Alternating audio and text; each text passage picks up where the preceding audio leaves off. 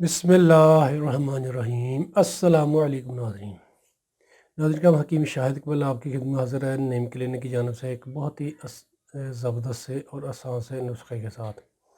आज का हमारा नुस्खा है मतली क़ै के लिए। ऐसे अफराद जो कहते हैं कि उन्हें बार बार मतली आती है, यानी कि क़ै आ जाती है, दिल पर बोझ सा बना रहता है, वो ये आसान सा नुस्खा इस्तेमाल कर लें। इसके इस्तेमाल से इंशाल्लाह क़ै भी नहीं आएगी। या ऐसे अफराद जो कहते हैं कि उनके मुंह से बदबू भी आती है, वो इस नुस्खा को इस्तेमाल कर लें। इंशाल्लाह इसके इस्तेमाल से मुंह की बदबू भी ख़त्म होगी और मतली क़ै वगैरह आती हो तो वो भी इंशाल्लाह ख़त्म हो जाएगी।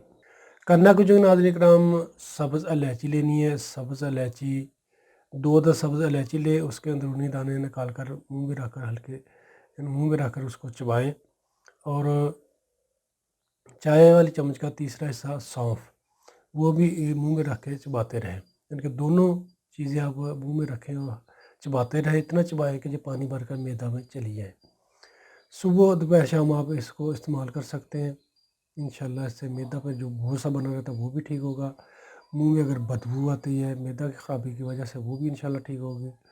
और जो क़ै वगैरह या मतली का मसला वो भी इंशाल्लाह ख़त्म हो जाएगा। यानी कि 2 दाने सब्ज़ इलायची, यानी कि 2 अदद सब्ज़ इलायची के दाने और चाय वाली चम्मच का तीसरा हिस्सा सौंफ मुँह में रखकर आपने चबाते रहना है। इंशाल्लाह आपको जो मतली क़ै का मसला वो भी ख़त्म होगा, मुँह की बदबू भी ख़त्म होगी।